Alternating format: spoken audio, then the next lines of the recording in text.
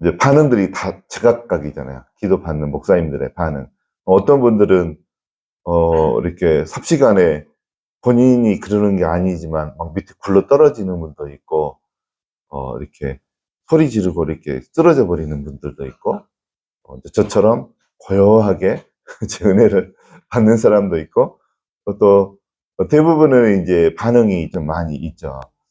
그래서 이제 어느 성회 때는 이제 목사님, 이종수 목사님이 이제 협력사역자 목사님들한테 한 분씩 어떤 일 때문에 그런 현상이 일어났는가 이제 물어보면, 어떤 분들은 뜨거운 불이 들어가가지고 뜨거워서 그랬다는 분이 있고, 어떤 분들은 커다란 뭐 압력 같은 게 들어와서 몸이 터질 것 같아가지고 막 소리 지르고 그랬다는 분이 있고, 어떤 분들은 갑자기 우주에 던져진 것 같아가지고 뭐라도 잡고 싶어가지고, 안 그러면 미아가 될 것 같아서 목사님 바지가랑이를 잡고 이렇게 늘어지는 사람도 있고, 반응이 굉장히 제각각이에요. 그래서 이제 저는 이제 반응이 없는 사람이니까, 아, 다른 목사님들처럼 막 뜨거운 불을 경험해보고 싶고, 좀 그러고 싶었었어요. 근데 이제 그런 거가 되지 않아서, 이제 이번 주에 저희 아내랑, 그런 거는 어떤 차이 때문에 그렇습니까? 그래서 이제 기도해서, 하나님이 이야기를 해주셨고, 그 다음에, 사역을 할 때 더 능력 있게 그 병자들이 나으려면 어떻게 해야 됩니까? 또 이게 특별히 이제 악한 영 중에 무속의 영은 잘 안 나가요. 왜 안 나가냐면, 모든 종교 중에 제일 오래된 종교가 뭔지 아세요, 여러분들? 모든 종교 중에 제일 오래된 종교. 불교는 몇백 년 안 됐어요. 무속이 제일 오래됐어요. 무속은 인류가 생긴 이래 모든 민족들 가운데 다 있었어요. 우리나라만 무당들이 있었던 게 아니고 몽골에도 있었고 다 있었어요. 근데 그 역사가 굉장히 오래됐어요. 그래서 무속의 영은 축사를 해보면 잘 안 나가요. 그러면서 하는 이야기가, 얘가 있기 전에 얘는 내 거였어. 얘 부모, 할아버지 그 전부터 이 집안은 다 내 거야. 이런 소리를 하면서 잘 안 나가요. 네.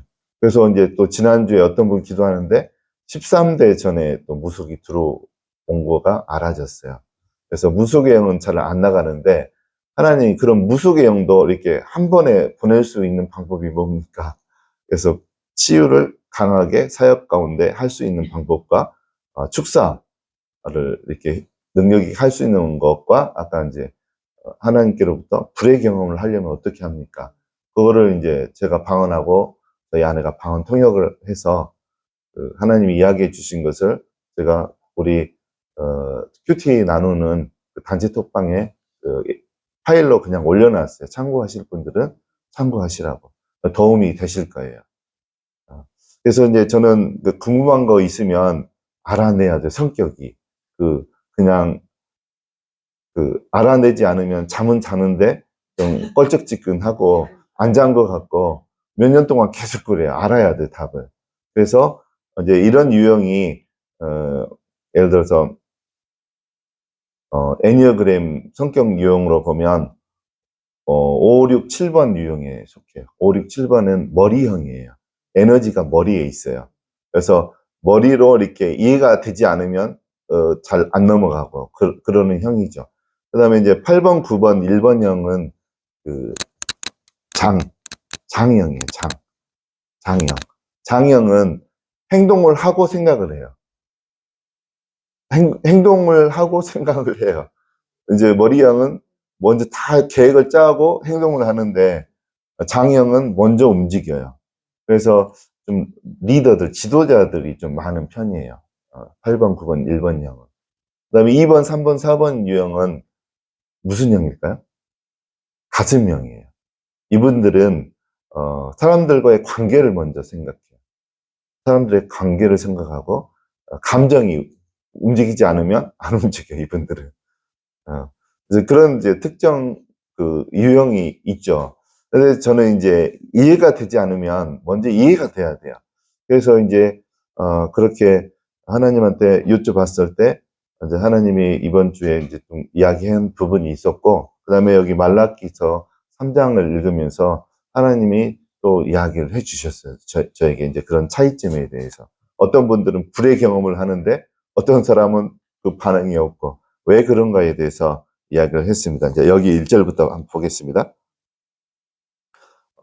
여기 이제 말라기 3장에 보면 예수님이 임하실 거에 대한 예언의 말씀이에요. 어떻게 보면. 그래서 예수님께서 임하실 건데 이제 갑자기 하나님의 성전에 임하실 건데 1절에 이제 그렇게 돼 있죠. 곧 너희가 사모하는 바 언약의 사자가 임하실 것이라. 언약에서 이야기한 사자, 예수 그리스도시죠. 예수님이 임하실 건데 예수님이 임하실 때 2절을 한번 읽어보겠습니다. 그가 임하시는 날을 누가 예비하며 그가 아는 때 누가 그리 서리요. 그는 문을 열어가는 자의 불과 표백하는 자의 재물과 같을 것이라. 예수님께서 임하실 때 불처럼도 임하시고 여기에 보면 표백하는 잿물처럼도 임하신다라고 하셨어요. 이제 우리가 이제 기쁨의 교회에서 성에 임하시면 이제 두 가지 형태의 그 어떤 경험을 해요. 어떤 분들은 불의 경험을 해요. 불. 성령님이 임하시는데 예수님의 영이 성령님이시잖아요. 예수님의 영, 성령님이, 그러니까 예수님이 임하실 때 불처럼 임하는 게 분명히 있어요. 근데 100% 다 불처럼 임하시는가? 그렇지 않아요. 어떤 사람들은 여기 이제 2절 뒤에 보면 표백하는 자의 잿물과 같이 임한다라고 돼 있어요. 그럼 이게 무슨 말씀일까? 이제 저는 이제 말씀 묵상을 한 3년 6개월이면 신구약을 같이 말씀 묵상을 하니까 날마다 말씀 묵상으로 3년 6개월이면 성경이 일독이 되어져요. 그런데 그렇게 많이 10번 이상 제가 일독을 10독을 했는데 이 말씀이 잘 눈에 안 들어왔었는데 이번에 들어왔어요. 여기에서 말하는 잿물이 뭘까? 잿물이 뭘까요? 여기 세탁 표백하는 자의 잿물이라 그랬잖아요. 이 잿물은 히브리어로 뽀리트를 말해요. 뽀리트. 보리트라고도 하고 뽀리트라고도 하고 보리트는 비눗물을 말해요. 양잿물. 그러니까 우리가 지금 현대 사람들이 그 빨래할 때 지금 이제 주로 세제를 사용하잖아요. 근데 저만 했을 때 세제 없었어요, 별로. 그때는 제가 어렸을 때는 이제 처음으로 하이타이라는 게 이제 우리나라에 나왔죠. 근데 그 전에는 주로 빨래할 때 뭘 썼습니까? 비누, 사각형 비누물을 썼고 그 전에는 뭘 썼을까? 예를 들어서 우리나라가 1960년대만 해도 비누도 별로 없었어요. 양잿물을 썼어요. 양잿물. 양잿물을 어떻게 만드시는지 아세요? 그 지푸라기 같은 거 태워가지고 그 재를 물에다가 이렇게 띄워놓으면 이제 가라앉고 그러면 그 물을 가지고 빨래할 때 쓰면 뗏물이 이렇게 빠지고 그랬어요. 그래서 원래 빨래할 때 우리나라 조선시대, 뭐 고려시대 그럴 때 다 잿물을 썼어요. 그러니까 비누와 세제 쓴 거는 역사가 그렇게 오래되지 않죠. 그래서 이 성경이 써지던 시기에도 잿물로 다 빨래를 했죠. 그래서 이제 예수님의 영, 성령님이 임하실 때, 예수님이 임하실 때는 두 가지 경험을 하게 돼 있어요, 사람들이. 불을 경험하는 사람이 있어요. 그 다음에 비눗물을 경험하는 사람이 있어요. 그러면 이제 양상이 좀 다르게 나타나요. 불을 경험하게 되면 막 뜨겁다고 어떤 사람 막 부르기도 하고, 막 빙글빙글 돌기도 하고, 불과 전기는 약간의 차이가 있지만 같은 성격이거든요. 전기를 경험하는 사람도 있죠. 그러면 이제 전기 여러 번 감전돼 본 사람은 아시겠지만 찌릿찌릿 하면서 이게 처음에는 뭐 손발 뺨에만 찌릿찌릿 하는데 나중에는 온몸에 전기의 어떤 현상이 일어나거든요. 그때 이제 막 능력이 임하죠. 불이 임할 때도 능력이 임하지만. 근데 이제 저 같은 경우는 협력사역자 되기 전에 이제 분당에 앉아 있을 때 협력사역자 목사님들이 한 줄로 이렇게 쭉 기도해주고 가시잖아요. 또 어떨 때는 한 줄 맡아서 이제 협력사역자들이 오고 또 다른 협력사역자 목사님들이 안수해주고 지나갈 때 저는 3번째 성회부터 10번째 성회까지 계속 토해냈어요. 구토를 했어요. 이제 그 배꼽 밑에서부터 깊은 데서부터 다 쏟아내는. 그래서 어쩔 때는 진짜 토하기도 하고 이제 그런 일들이 계속 일어났었어요. 근데 저는 좀 예, 공대 출신이거든요. 전자공학과 출신인데 저는 이렇게 내가 경험하지 않는 건 잘 안 믿는 습관이 있어요. 내가 경험하지 않았는데 받아들이는 게 좀 어려운 사람이에요. 그래서 이제 그런 것도 있고 제가 또 호기심이 좀 많거든요. 그래서 어떤 게 궁금하면 저는 또 알아내야 돼요. 그래서 이제 어렸을 때 보면 그 손을 이렇게 비누로 씻고 비누 이제 올려다 놓으면 비누 그 놓는데 올려놓으면 그 컵이 있잖아요. 보통 컵에 어떨 때는 그 물이 받아져 있는 게 있어요. 그 투명한 유리컵에. 그러면 어렸을 때 내가 한 6살 때인가 7살 때인가 그게 그렇게 맛있어 보이는 거예요. 꼭 암바사 물 같기도 하고 밀키스 물 같기도 하고 뽀얀이 그래서 저거 먹으면 맛이 어떨까 싶어가지고 한 컵을 다 마셔봤어요. 그랬더니만 며칠 전에 먹은 것까지 다 토해냈어요. 그래서 성령님이 임하실 때 잿물로 임하게 되면 다 토해내게 돼 있어요. 그러면 토해낼 때 뭐를 토해낼까? 뭐가 토해져 나갈 것 같습니까, 여러분들? 악한 것들이 다 토해져 나가요. 악한 것들, 더러운 것들, 토해져 나가요. 그러면 불로 임할 때는 무슨 일이 벌어질까요? 우리 눈에는 보이지 않지만 불이 임하게 되면 어떤 일이 일어날까요? 악한 영들이 타요. 타버려요. 영들이 타요. 그러니까 걔네들이 그 사람이 하는 소리가 아닌데 아 뜨거 막 하는 경우가 있잖아요. 사람이 느끼는 게 아니에요. 그 속에 영들이 악한 영이 느끼면서 하는 소리예요. 그러면서 나가는 거예요. 그래서 성령님이 임하실 때 불처럼만 임하는 게 아니에요. 잿물처럼도 임해요. 근데 이제 저는 좀 이게 정도가 심했죠. 불처럼 임하는 거는 거의 없고 잿물로 임하는 게 굉장히 좀 심하게 있었어요. 세 번째 성회 때, 그러니까 한 번 성회하면 2박 3일씩 하잖아요, 우리가. 근데 10번째 성회까지, 그러니까 8번 성회를 2박 3일씩 계속 심각하게 토해냈어요. 그냥 어떤 사역자든 협력 사역자든 상관없어요. 머리에 손만 대면 그냥 전 누군지 쳐다보지도 않았어요. 누구든 뭐 사모님은 뒤에 등에다가 손을 대잖아요. 어떤 분이든 상관없어요. 그냥 다 토해냈어요. 한 8번 성회를 통해서. 그리고 그러면서 영적 눈이 다 열렸어요. 악한 영들이 나가니까 보통 이제 여러분 그 영적인 세계가 안 보이는 것들은 악한 것들이 통로를 막고 있어서 그러는 거예요. 그래서 불이 임해서 그것들이 태워질 땐 도망가거든요. 그렇게 한다든지 잿물이 임할 때, 뽀리투로 임하는 성령님이 임하실 때 비눗물처럼. 그러면 여러분들 비눗물 안 먹어보셨죠? 한번 먹어보세요. 안 죽을 만큼 먹어보세요. 그냥 자동으로 토해져 나와요. 그러니까 성령님이 비눗물처럼도 임하시는 거예요. 그러니까 다 토해내게 만들어요. 저는 이걸 이번 올해 알았어요, 올해. 성령님이 비눗물처럼도 임하신다는 거. 원어로 성경 보다가. 진짜 그래요. 그래서, 여러분들 여기에서 제가 영적 비밀을 한 가지 이야기해 주려고 그래요. 어떤 사람들은요, 굉장히 반응이 세게 나타나게 하시는 그 협력사역자들이 있어요. 우리 이제 협력사역자 목사님들 중에. 그분이 해도 아무런 반응이 없고, 또, 새로 협력사에 되신 지 얼마 안 되신 분들이 안수를 해도 아무 일이 없고, 그러는데, 이제 저 같은 경우는 어떤 사람이 안수를 하고 등에 손을 대도 저는 다 막 이렇게 반응이 있었거든요. 심각하게. 때로는 진짜 토사물도 나왔었어요. 그 차이가 뭔지 아세요? 그러니까 오늘 또 이게 적용이 돼요. 좀 이따가 저희가 1시간 기도할 때 제가 안수 기도하고 또 우리 협력사역자 목사님들이 안수 기도할 때 똑같은 원리가 적용이 돼요. 어떤 사람들에게 이런 반응이 있고 하나님의 은혜가 임하는지 아세요?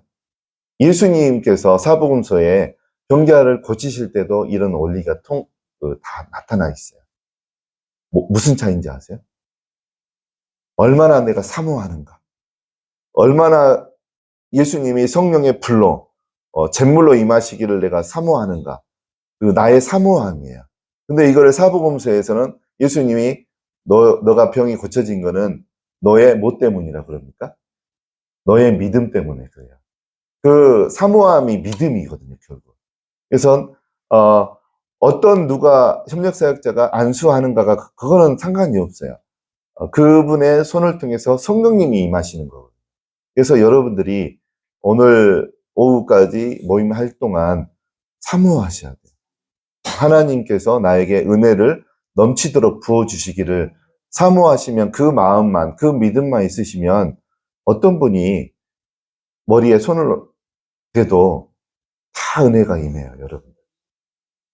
그래서, 이제 저는 그렇게 세 번째 성회부터, 이제 첫 번째, 두 번째 성회는 이제 제가 좀 마음을 열지를 못했었어요. 왜 그러냐면, 제가 함부로 어떤 사상이라든가 그런 것을 받아들일 만한 사람은 아니죠.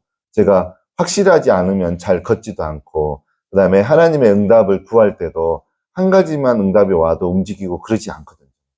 2중, 3중으로 응답이 동일해야지만 저는 움직이고 좀 그런 성격이어서, 이제 첫 번째 날 이종수 목사님 이제 성회를 갔었는데, 제가 이제 신대원 졸업하고 이제 구약학을 이제 2년 더 공부했거든요. 그래서 이제 대충 목사님들이 이야기하는 거 들어보면, 그리고 이제 제가 말씀 묵상으로 성경을 10독 이상 지금 했기 때문에 어떤 이야기를 하면 어디 말씀에 있고, 이게 말씀에 벗어나는지 이게 분별이 되거든요. 그래서 첫 번째 날 성회에 참석했을 때는 이제 분별을 했죠. 성경에서 틀린 게 있나. 그 다음에 두 번째 성에도 이제 내가 갖고 있는 성경적인 지식과 좀 위배가 되는가, 성경에서 벗어나는가, 그걸 이제 찾아내느라고 앉아 있었으니 무슨 하나님의 은혜가 임했겠습니까? 아무런 은혜가 없었어요. 기침 콜록 한 2번 하고 말았어요. 끝날 때. 두 번째 성회 때. 그러다가 이제, 제가 이제 두 번째 성회까지 참석해 보니까 제가 평상시에 중요하다고 이렇게 생각했던 말씀들, 특별히 이제 온전함에 대해서 이종수 목사님이 이야기를 하시더라고요. 근데 내가 이제 그 정의를 내렸던 부분과 굉장히 일치를 했었어요. 그래서 저 목사님의 강의는 들어도 되구나, 그렇게 생각을 하고 세 번째 성회 때는 마음을 활짝 열고 참석했는데, 주일날 이제 저녁부터 성회가 시작되잖아요. 그때부터 어떤 협력사역자 목사님들이 손을 대든 사모님들이 손을 대든 그냥 다 토해지는 거예요. 막 갑자기 이 속에서부터 우악 우악 하고 하더니만, 그거를 한 8번 성회 내내 그랬어요. 그랬더니만 악한 것들이, 내 안에 수많은 악한 것들이 아직도 한 10분의 1도 다 안 쫓겨난 것 같아요. 제 속에서 더 남아있긴 하는데, 그래서 어느 정도 영적 통로는 막고 있었던 것들이 쫓겨나가니까 자동으로 이제 영적인 눈이 열리기 시작했어요. 여러분들이 그래서 적극적으로 이 자리에 앉아 있어야 돼요. 내가 이제 뭐 기쁨의 교회 성회에서도, 또 이런 이제 협력사역자 목사님들이 하는 성회에서도 적극적으로 참여해서 일단은 악한 영을 내가 내 안에서 쫓아내는 게 굉장히 중요한 일이에요. 실은 성경의 역사가 보면 창세기부터 악한 영이 활동을 했죠. 제일 첫 번째 나타나는 비극이 어떤 비극이었습니까? 악한 영이 관여해서 사람들에게 일어났던 제일 첫 번째 비극. 에덴 동산에서 아담과 하와가 쫓겨난 사건. 그 원인이 하와에게 와가지고 선악과를 따먹게 한 그 뱀의 유혹이었죠. 뱀은 영적으로 보면 사탄이었죠. 사탄의 그 모형이죠. 사탄이죠. 뱀으로 나타났던 거죠. 그래서 창세기부터 사탄은 사람이 잘 되는 꼴을 못 보는 거죠. 하나님이 만드신 피조물인데 어떻게 해서든 하나님과 피조물 사이를 갈라서게, 멀어지게 만들려고 하는 게 이제 사탄의 임무였던 거죠. 그렇게 해서 이제 결국은 에덴 동산에서 쫓겨나게 만들고 난 다음에 그 다음에 또 어떤 비극이 또 일어납니까? 가인이 자기 동생 아벨을 살인하는 첫 번째 인류의 첫 번째 이제 살인 사건이 벌어지는 거예요. 그러면 이제 많은 이제 목회자분들이 이 말씀을 가지고 가인의 제사, 아벨의 제사에 대해서 설교를 하잖아요. 그러면 이제 어떤 분들은 왜 가인의 제사는 받지 않았고 아벨의 제사만 받았나 그 부분에 초점을 두고 이제 설교를 하시잖아요. 그러면 이제 어떤 분들은 이제 그렇게도 이제 설명을 하셔요. 가인은 무엇으로 제사를 드렸습니까? 본인이 농사했던 농산물을 바쳤고 아벨은 뭘로 바쳤습니까? 하나님께 양으로 양의 피로 이렇게 제사를 드려서 그래서 구약에 보면 하나님께 제사 지낼 때 동물의 피로 제사 지내게 됐는데 가인은 곡식으로 드려서 이제 하나님께서 받지 않으셨다. 그래서 가인이 화가 나서 죽였다, 동생을. 이제 그렇게 설명을 하시는데 그거는 이제 성경적인 것이 아니죠. 왜 그러냐면 아담과 하와 때는 성경이 아직 쓰여진 시기가 아니에요. 그다음에 성경은 이제 모세오경은 모세가 썼잖아요. 그러면 모세는 어느 때 사람입니까? 한참 뒤에 사람이에요. 시내산에서 십계명을 돌판에 이제 하나님 직접 새겨 주셔가지고 이제 그것을 사람들에게 선포하고 이제 간직하게 해서 그때부터 제사법이라든가 이게 레위기에 이제 자세하게 기록이 되는 거죠. 그러니까 가인과 아벨 시대 때는 제사법에 대한 규정이 없는 시기예요. 규정이. 그래서 또 레위기에 보면 곡식으로도 비둘기로도 제사 지내게 돼 있어요. 그러니까 가인은 농산물로 제사를 지내서 하나님이 안 받으셨다. 그게 아닌 거예요. 그게 아닌 거예요. 성경에 다 답이 나와 있어요. 왜 하나님께서 가인의 제사는 받지 않으셨나? 일단 이제 창세기 한번 가볼까요?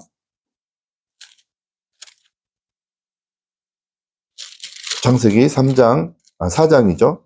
4장. 5절부터 7절까지 한번 읽겠습니다. 5절에서 7절.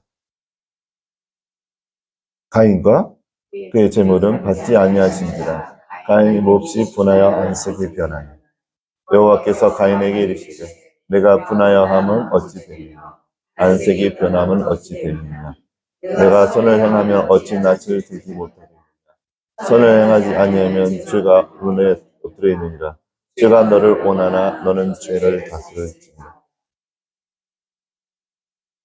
일단 5절에 보면 본인의 제사를 하나님께서 받지 않은 것 때문에 이제 화가 났어요. 분이 났어요. 가인이. 그런데 그 뒤에 6절, 7절에 하나님께서 가인에게 하시는 소리가 있어요. 7절에 보면 너는 죄를 다스릴지어다. 그런 이야기를 해요. 그래서 이제 이거에 대해서 더 자세한 설명이 요한일서 3장에 나옵니다. 요한일서 3장에 12절, 11절, 12절에 보면 이거에 대한 자세한 설명이 요한일서 3장 10절부터 나오나요? 네, 8절을 한번 읽겠습니다. 일단 8절. 죄를 짓는 자는 마귀에게 속하니 마귀는 처음부터 범죄함이라 하나님의 아들이 나타나신 것은 마귀를 멸하려 하십니다. 네, 여기 이제 죄를 짓는 자는 마귀에게 속한다라고 돼 있어요. 우리가 죄를 짓잖아요. 그러면 마귀에게 속하게 돼요. 어떤 죄 하나를 지어도. 우리가 죄 하나를 지을 때마다 마귀에게 속한 것 때문에 하나님 앞에 회개를 하셔야 돼요. 그러면 속하다라는 단어 헬라어는 누구누구의 소유, 누구누구의 것이란 뜻이에요. 그러니까 죄를 여러분이 짓잖아요. 마귀의 것이 되는 거예요. 여러분의 주인은 마귀가 되는 거예요. 죄를 짓게 되면. 그 소리예요. 속하다라는 거. 근데 가인은 여기 아까 창세기 4장 7절에 보면 너는 죄를 다스릴지어다. 죄가 너 문 앞에 엎드려져 있는데 너는 죄를 다스릴지어다. 그게 무슨 소리겠어요? 여기 볼까요? 12절 읽겠습니다. 요한일서 3장 12절. 요한일서 3장 12절. 읽겠습니다. 가인같이 한 자라 그는 악한 자에게 속하여 그 아우를 죽였으니 너는 이를 죽였느냐 자기의 행위는 악하고 그의 아우의 행위는 의로우리라. 가인이 아벨을 죽은 것은 악한 자에게 속한 거예요. 이 마귀의 것이 된 거예요, 가인은. 하나님께 제사를 지내고 있지만 벌써 영적으로 마귀의 소유가 된 거예요. 그러면 어떻게 해서 가인이 마귀의 소유가 됐냐면 8절에 나왔잖아요. 죄를 짓는 자마다 마귀에게 속한다라고 되어 있어요. 그러니까 가인이 평상시에 살 때 여러 가지 죄를 지었나 봐요. 그러니까 이미 가인은 마귀에게 속한 자였어요. 마귀에게 속한 자는 마귀가 좋아하는 일을 하거든요. 마귀가 어떤 일을 좋아합니까? 비방하고 비난하고 미워하고 죽이고 도둑질하고 살인하고 그게 마귀의 일인 거죠. 그러니까 그 일이 가인은 그냥 자동으로 일어난 거예요. 죄 한 번 지었을 때 회개하고 마귀로부터 벗어났어야 되는데 그 일을 하지 못한 거죠. 그러니까 하나님이 창세기 4장 7절에 보면 가정 방문을 했었어요. 신방을 했어요. 그래서 하나님께서 가인을 만나서 너는 문을 열면 문턱 앞에 벌써 죄가 기다리고 엎드려서 너를 기다리고 있으니까 너는 죄를 다스릴지어다. 그 이야기를 했는데도 가인은 하나님의 가정 방문을 무시하고 그냥 회개하지 않는 삶을 산 거였죠. 우리가 이제 살다 보면 불상사라든가 힘든 일이 벌어지는 대부분의 그 이유들은 악한 것들 때문에 그래요. 악한 것들.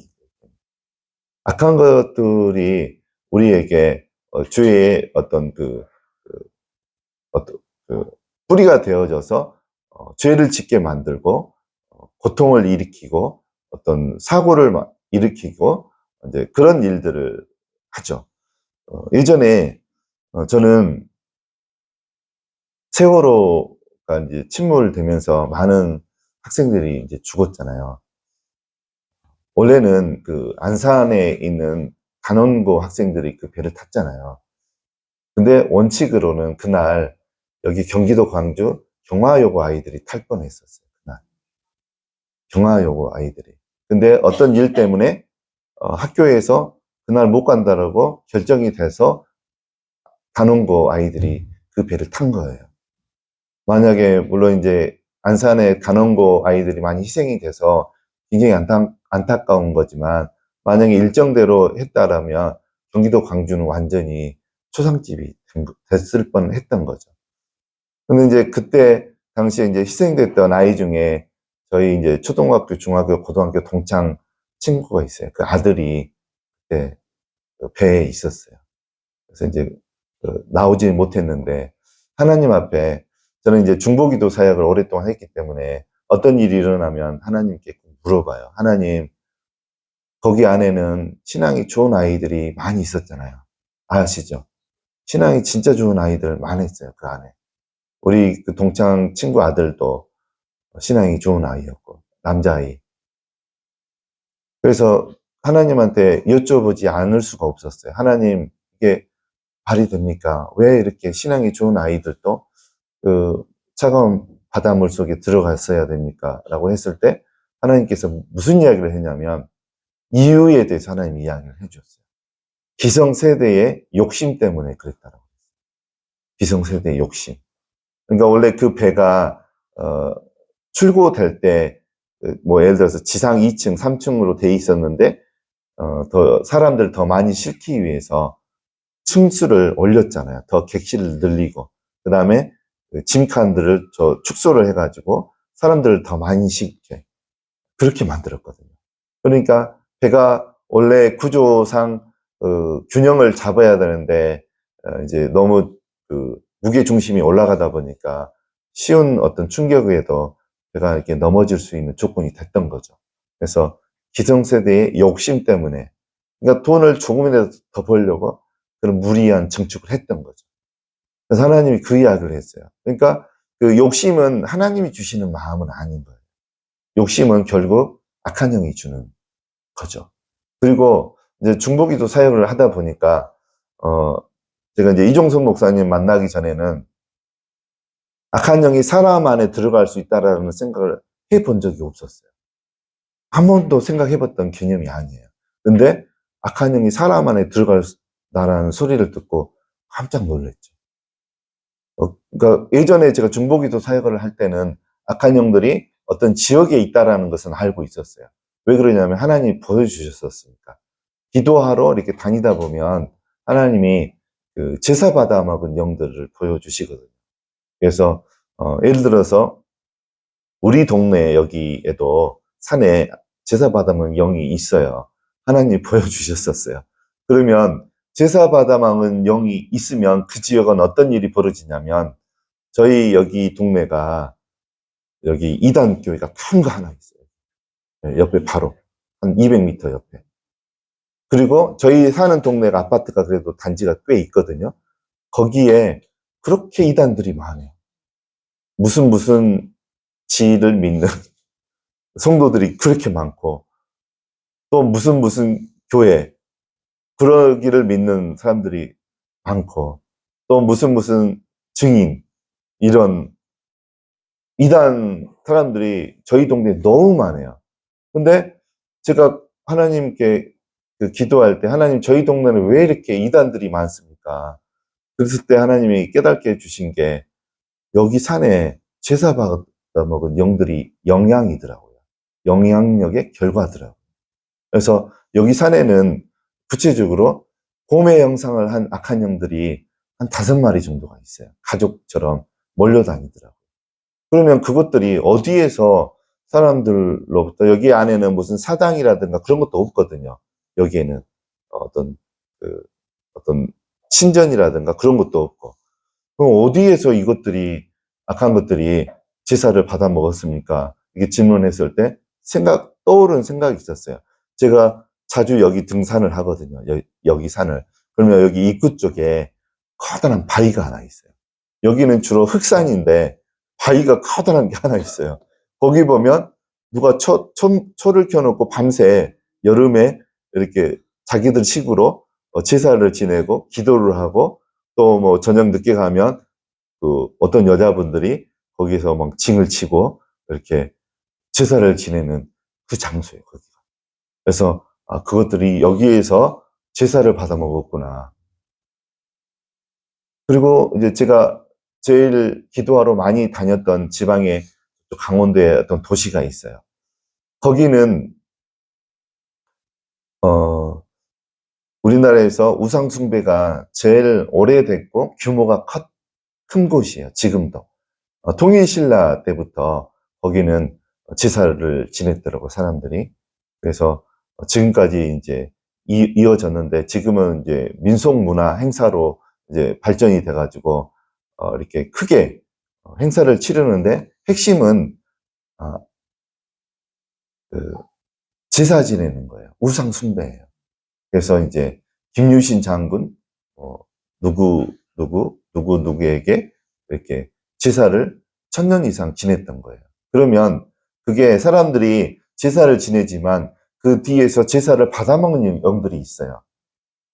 그 영이 보통 사람들이 얼마나 오랫동안, 얼마나 대규모로 사람들이 제사를 지낸가에 의해서 그 영들이 세기가 더 세지게 돼 있어요.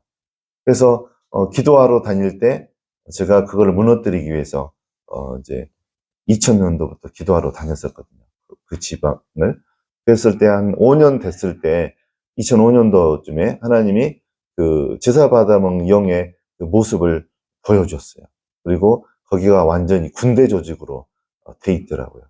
그렇게 되면 어떤 일이 벌어지냐면 그 바로 밑에 있는 도시는 기독교 그 복음화율이 정부에서 최저예요.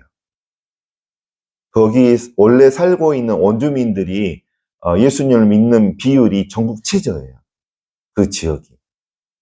그리고 거기에 있는 기독교인들은 대부분 외지에서 공무원으로 발령받아서 또 어떤 대기업에서 발령받아서 그 크리스찬들이 많지, 그 사람들 빼놓으면 기독교율이 전국 최저예요, 거기가. 그러니까 악한 영들이 어느 지역에 있게 되면 복음도 잘 안 들어가요. 잘 안 들어가고 사람들도 그 굉장히 팍팍하고 그런 영향력이 있는 거죠. 그래서 이제 그런 영향력들이 우리에게도 이렇게 미칠 수 있어요. 특별히 이제 창세기의 역사 보면 하나님과 하나님의 백성들, 악한 영들과의 전쟁이에요. 창세기 1장부터 이렇게 2장, 3장, 4장. 그리고 노아의 홍수 때 하나님 왜 홍수를 일으키셨습니까? 사람들의 죄가 땅에 관영함을 보시고 하나님이 한탄하셨다고 그랬잖아요. 사람들 안에 죄가 관영하게 만든 거는 악한 영들이 그렇게 한 거예요. 마귀 사탄이 한 거예요. 그래서 하나님이 본인이 창조하신 사람들을 한탄하시면서 이제 처리하시기로 하셨던 거죠. 그래서 결국은 우리 안에, 우리 가정 가운데 나에게 일어나는 불상사의 많은 부분은 악한 영들이 관여한 것이 많이 있어요.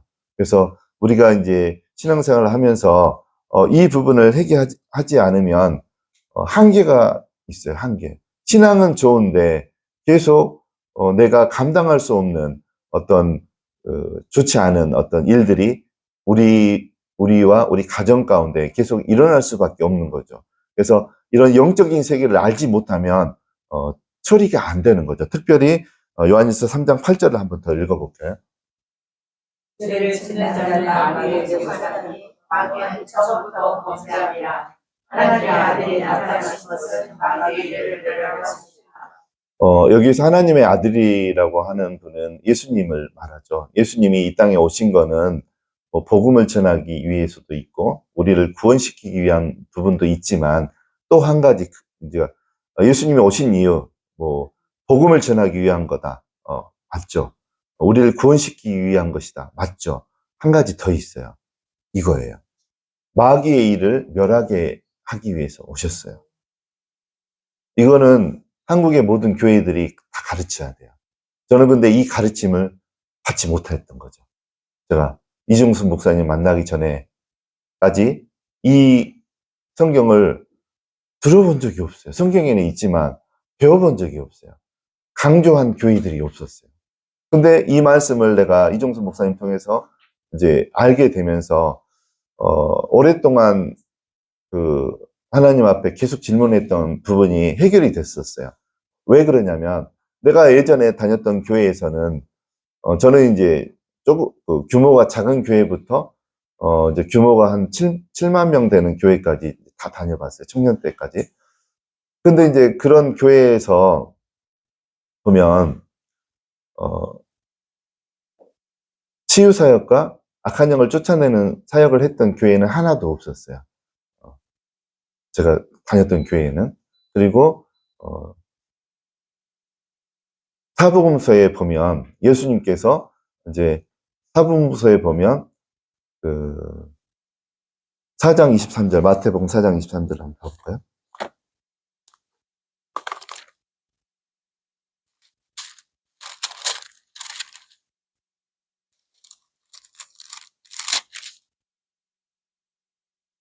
네, 읽겠습니다. 예수께서 온 갈릴리에 두루다니사 그들의 땅에서 가르치시며 천국 복음을 전파하시며 백성 중에 모든 병과 모든 약한 것을 주시고 24절 듣겠습니다. 그의 소문이 온 시리아에 퍼진지라 사람들이 모든 앓는 자, 곧 각종 병에 걸려서 고통당하는 자, 귀신 들린 자, 간질하는 자, 병자리를 데려오니 그들을 고치시더라. 네. 이제 성경을 보면 특히 사복음서에 보면 예수님이 복음을 이제 회당에서 가르치시고 그 다음에 복음을 전파하시고 그 다음에 병든 자와 약한 자를 고치시고 24절에 보면 귀신들도 쫓아내고 이런 사역을 사복음서에 보면 항상 나와요.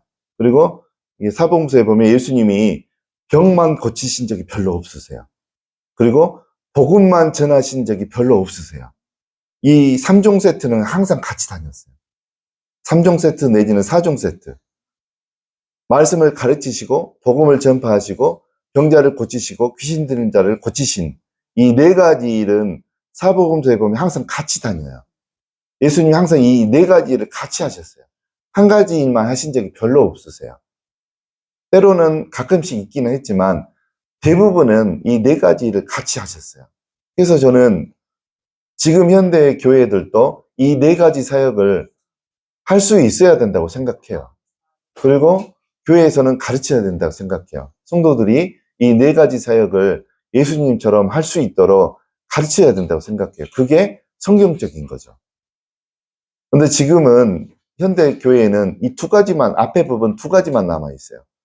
말씀을 가르치시고 복음을 전하는 것만 남아 있고 나머지 두 개는 교회에서 사라졌어요. 그건 성경적인 것이 아니죠.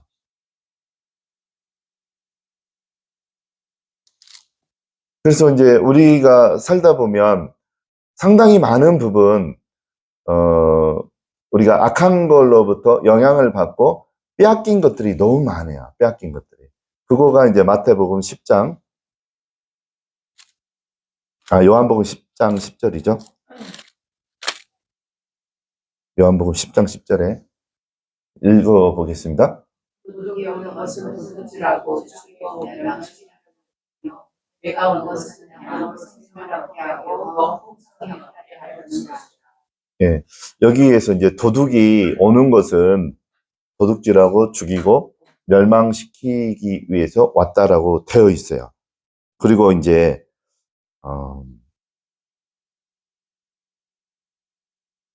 8절, 10장 8절을 한번 읽어볼까요? 10장 8절. 나보다 먼저 온 자는 다 절도요 강도니 양들이 듣지 아니하니.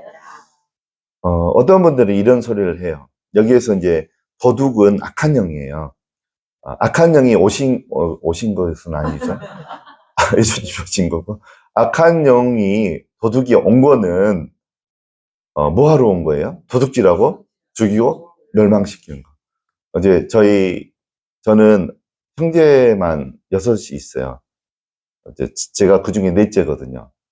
이제 다 남자들밖에 없어요. 저희 집은.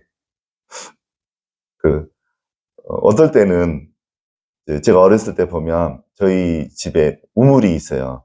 우물이 있는데 어떨 때는 저녁에 보면 어둑어둑해질 때 보면 모르는 아주머니들이 우리 집에 물을 떠가 그러는 거예요. 나는 그게 아까운 거예요. 다 달아줄 줄 알고. 저 아주머니들, 처음 보는 아주머니들인데 왜 우리 물을 떠가나 했는데 이유가 있었던 거예요. 저희 집에는 언제 한번 강아지가 새끼를 낳았는데 11마리를 낳았어요. 근데 다 수컷만 낳았어요. 저희도 아들만 6이고. 그래서 소문이 났나 봐요. 읍내까지. 그래서 읍에서 버스 타고 저녁에 낮에 떠가면 부끄러우니까 저녁에 캄캄할 때 아주머니들이 물통을 갖고 와서 물을 뜨고 아들 낳고 싶은 분들이.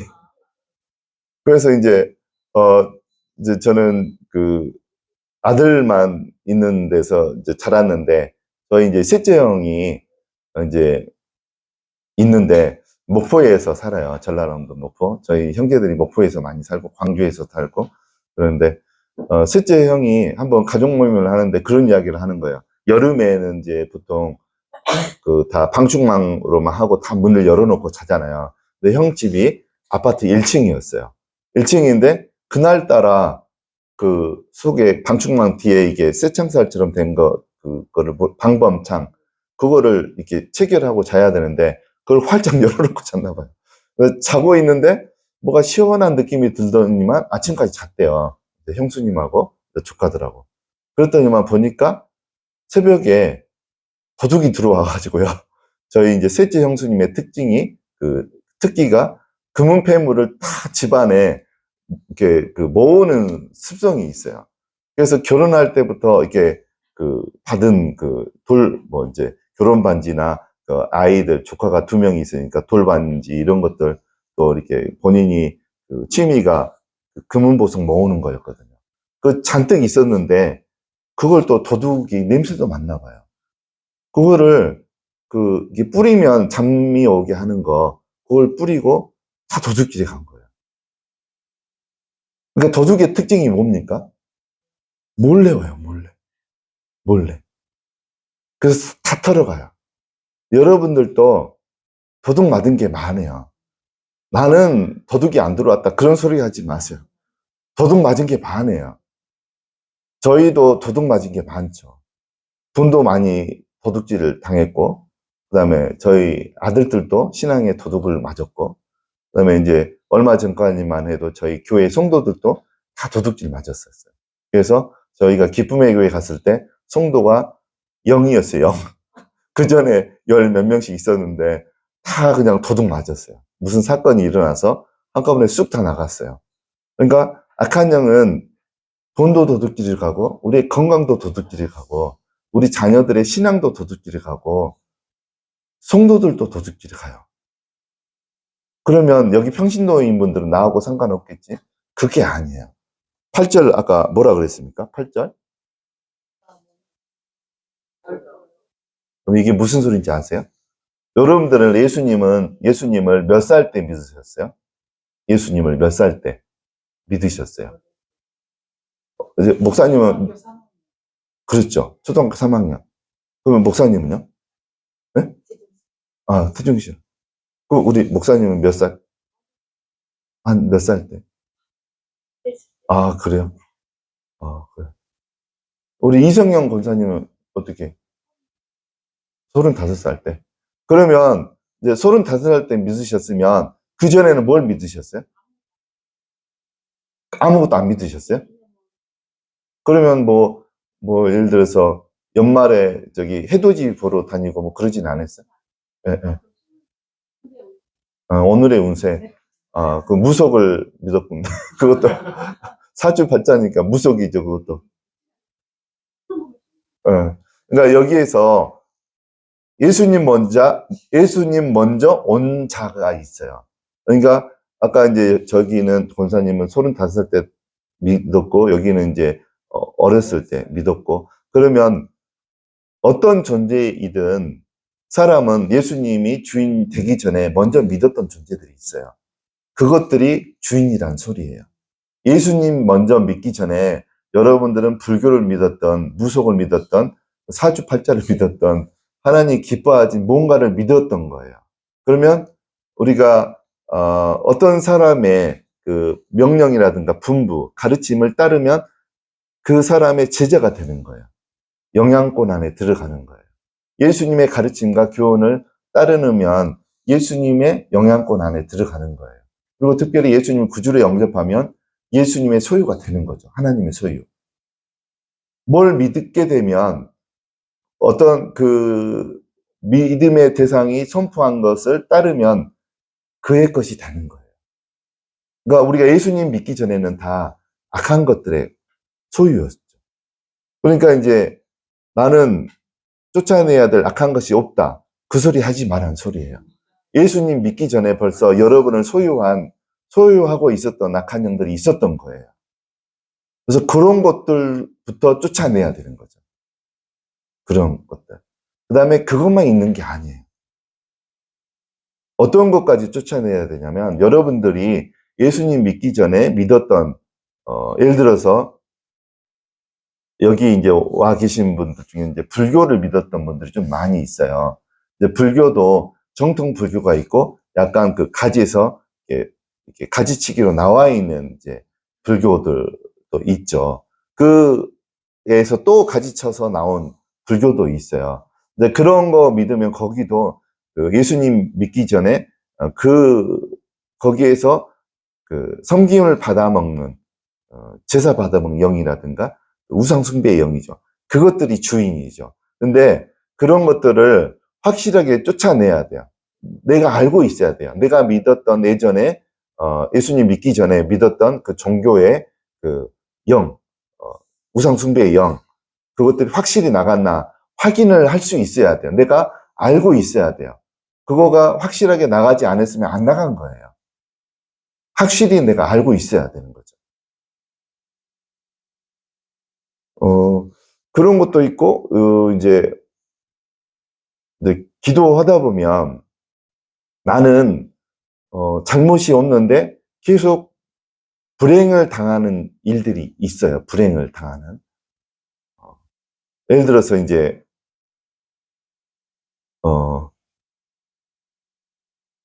예를 들어서 본인은 신앙이 좋은데 이제 정신적으로 문제가 있을 경우가 있어요. 특별히 이제 정신분열에 이제 일들이 있는데 결국은 이제 기도해 보면 본인이 잘못해서 그 정신분열이 온 게 아니에요. 본인은 그걸 할 만한 그런 일을 한 적이 없으세요. 근데 이제 본인도 알고, 이제 그 어머니도 알고, 이제 그 가족들, 친척들은 알아요. 자기, 손자 중에 4대 할아버지가 제가 몇 번 이야기했을 거예요. 강원도에서, 조선시대 때 사또였어요. 사또였는데, 이제 식사를 하는데, 식사 중에 돌이 섞여서, 밥이 데워져 가지고 밥을 씻다가 이가 상했나 봐요. 사또가.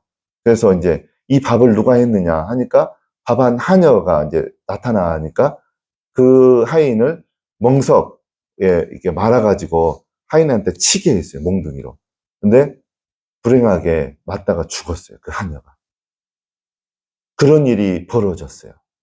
그러면 그게 이제 신명기 27장에 그 일이 설명이 되어 있어요. 신명기 27장.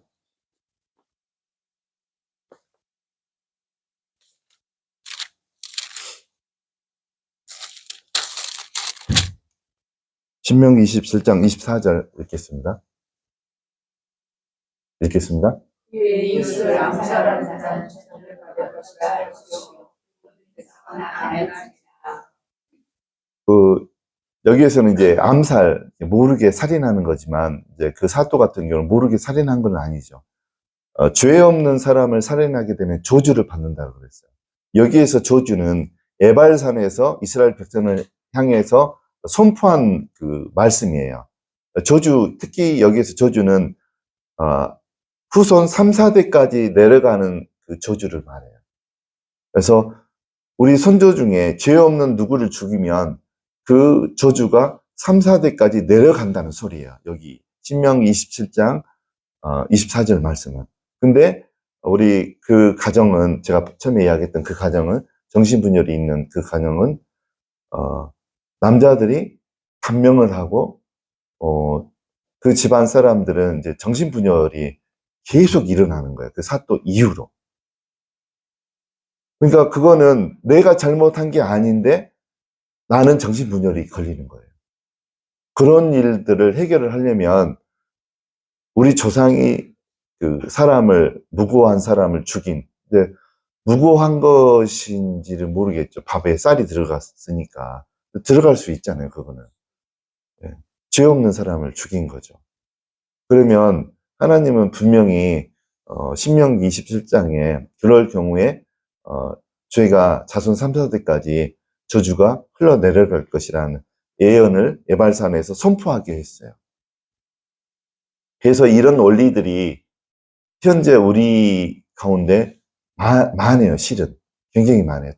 특별히 나는 특별히 잘못한 거 없는데 정신적으로 이제 문제가 있을 수 있거든요. 예를 들어서 인격장애 같은 것도.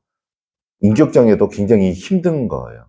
왜 그러냐면 본인이 인격장애라는 걸 절대 인정을 안 하거든요. 인격장애. 특히 반사회적 인격장애, 당신 반사회적 인격장애입니다. 그러면 돌멩이 들고 달라붙어요. 죽이려고. 그런 소리 한다고. 굉장히 싫어해요. 받아들이지도 않아요. 그러니까 인격장애도 굉장히 힘든 거거든요. 그래서 그런 거는 본인이 잘못해서 되는 경우보다 아까 방금 신명 27장처럼 사람을 죽인다든가 토지에 경계표를 옮긴다든가 그랬을 때 저주를 받는다라고 신명 27장에는 나와요.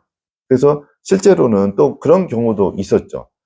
어떤 분 제가 이제 기도하다가 알게 된 거, 그분은 잘못한 게 없어요. 잘못한 게 없는데 정신분열이 있는 거예요, 그분이. 근데 이제 기도를 해보니까 하나님께서 뭘 알게 해주셨냐면 그분 선조 중에 한 분이 하는 것을 제가 기도할 때 보여주셨어요. 근데 어떤 장면을 보여주셨냐면 그분 선조 중에 한 그 부부가 이웃집 담을 넘어가가지고 이웃집이 좀 잘 사는 대감집이었어요. 넘어가서 보통 옛날에는 그 금은 보석을 어디다가 놓나요? 보통? 어디에다가 보통 놓나요? 금은 보석, 반지, 귀걸이 이런 거를? 조그만 보석함, 자개함에 넣잖아요. 근데 제 눈에 똑똑하게 그 이웃집 넘어가서 부부가 자개함을 훔쳐서 도망가는 게 보였어요. 근데 그 자개함 안에는 그 진주 목걸이, 금은 보석, 토지 문서까지 들어있었어요. 그걸 갖고 도망간 거예요. 그래가지고 그 잃어버린 집 주인 안방마님은 여자 주인은 며칠 동안 고민하고 울고 그러다가 동네에 누가 없어졌으니까 알죠. 누가 도둑질을 하는지. 근데 찾을 길이 없는 거죠. 멀리 도망갔으니까. 그러다가 이제 그 마음에 우울함이 오고 그러다가 이제 그 소나무에 밧줄을 매달고 목 매다는 게 보였어요. 그래서 자살을 한 게 보였어요. 근데 자살하기 전에 그 도둑질에 간 그 가정에 대해서 저주를 퍼붓는 게 보이는 거예요, 제 눈에. 그러면서 그 집안에 계속 정신분열이 계속 흘러내려오는 것이 알아졌어요. 그리고 이제 그 목사님에게 그 이야기를 해드렸어요. 그래서 지금은 이제 회복이 된 줄로 알고 있어요. 그래서 이제 때로는 내가 잘못하지 않아도 방금 제가 이야기한 것처럼 우리 그 위대에서 어떤 이제 그 신명기 27장에 나오는 그 한 가지의 여기에 나오는 여러 가지 항목 중에 한 가지라도 범했을 때 3, 4대까지 내려가는 저주가 있거든요. 그런 것들은 성경적으로 보면 분명히 있더라고요. 또 우리의 삶 가운데서 분명히 있고. 그래서 우리가 해결해야 될 어떤 악한 영들은 직접적으로 내가 잘못해서 들어온 것도 있지만 우리가 죄를 짓게 되면 악한 것이 들어와요. 아까 제가 설명 다 했죠. 죄를 짓게 되면 마귀의 소유가 된다라 그랬잖아요. 마귀의 것이 되는 거예요. 우리를 다스리기 시작해요. 마귀가. 그러니까 죄를 하나 지었을 때 바로 회개하는 게 중요하죠. 하나님 앞에. 그러면 이제 벗어날 수가 있죠. 근데 이제 문제는 내가 그 하나님 앞에 죄 지어서 들어온 악한 것들은 내가 헤아릴 수가 있어요. 근데 이제 우리 선조들이 진 거는 그 이제 2대 우리 할아버지까지는 대충 알잖아요. 무슨 일이 있었는지. 근데 할아버지 위 때 3대, 4대부터는 이제 족보에도 안 나타나요. 족보에도. 족보에도 나타나는 범죄가 딱 한 가지가 있어요. 뭔지 아세요? 족보에는 누가 우리 몇 대 할아버지가 무슨 나쁜 짓을 했다. 보통 그걸 쓸까요? 족보에? 안 쓰죠. 근데 딱 죄 한 가지는 드러나게 돼 있어요. 족보를 보면. 뭐가 나타나요? 네? 네, 첩이 몇 명인가? 부인이 몇 명인가? 다 나와요. 그러면 그 음란의 죄는 족보에 나온다는 거죠. 음란의 죄. 그러면 그 사람은 할아버지가 예를 들어서 부인이 3명이었다. 그러면 그 사람은 본인에 상관없이 음란함 때문에 고생을 하는 거예요. 음란함 때문에. 음란의 영이 가만히 안 놔두죠. 범죄하게 하고 범죄를 저지르게 해서 감옥에 가게 하고 성적인 어떤 그 행동 때문에 감옥에 가게 하고 그런 일들을 음란의 영이 하는 거예요. 또 쉽게는 이혼하는 것도 음란의 영의 결과인 거예요. 이혼하는 거. 음란의 영이에요.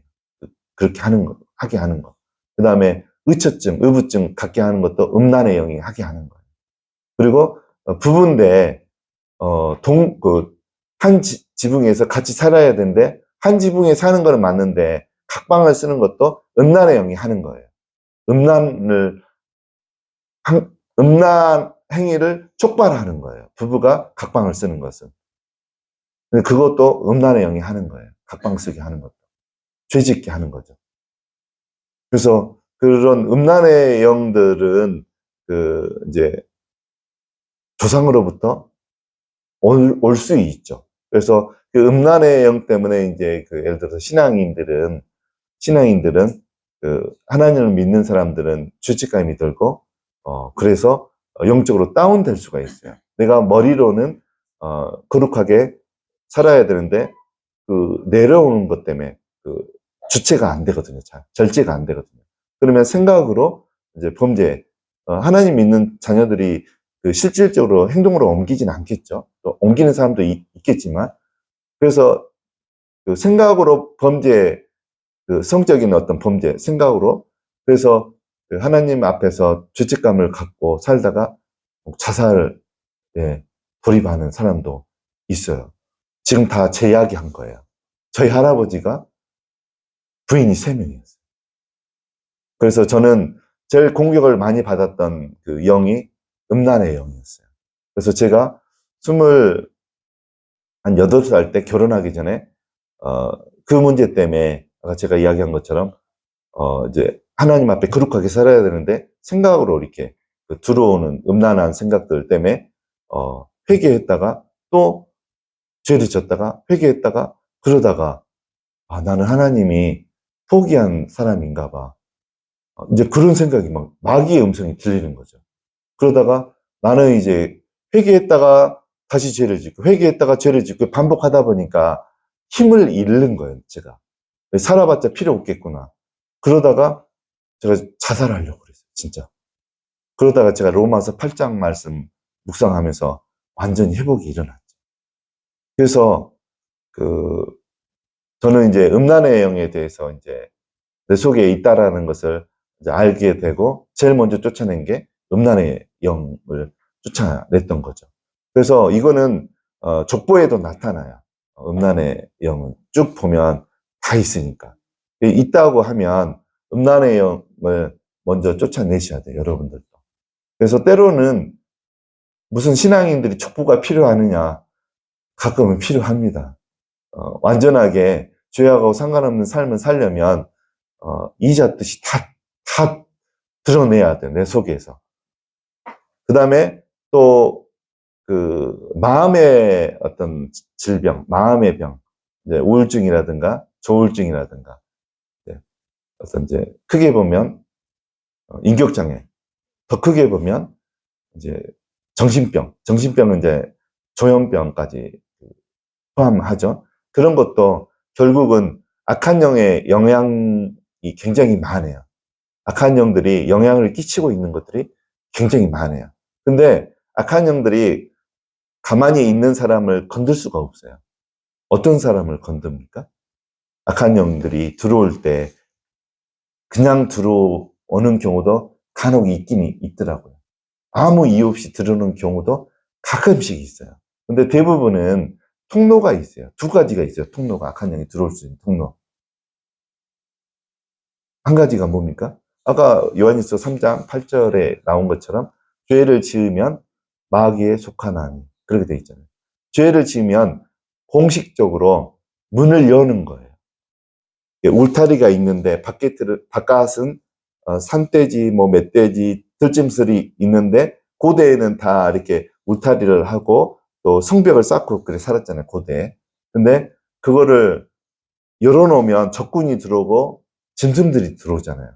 그러니까 죄를 짓는 것은 공식적으로 대문을 여는 것과 똑같아요. 그러면 이제 공식적으로, 합법적으로 들어와요. 죄를 지으면. 그 다음에 악한 영이 들어오는 통로가 또 있어요, 한 가지. 뭔지 아세요? 상처예요, 상처. 죄와 상처를 통해서 악한 영은 들어오게 돼 있어요. 그래서 상처는 그 심리 상담사들에게 상처 치유만 받으면 되는 게 아니고 상처를 통해서 들어와 있는 악한 영들까지 상처와 같이 치유가 일어나야 돼요. 그래야지 완벽한 치유가 일어나요. 왜 그러냐면 상처를 통해서 악한 영이 들어왔는데 우리가 능력으로 악한 영을 쫓아낼 수 있어요.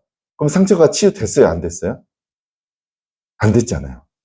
그러면 또 들어와요, 악한 영이. 상처 치유가 안 된 상태에서 악한 영만 쫓아내면 악한 영이 또 들어와요. 그러니까 상처 치유를 하면서 악한 영을 같이 쫓아내는 게 더 온전한 치유인 거예요.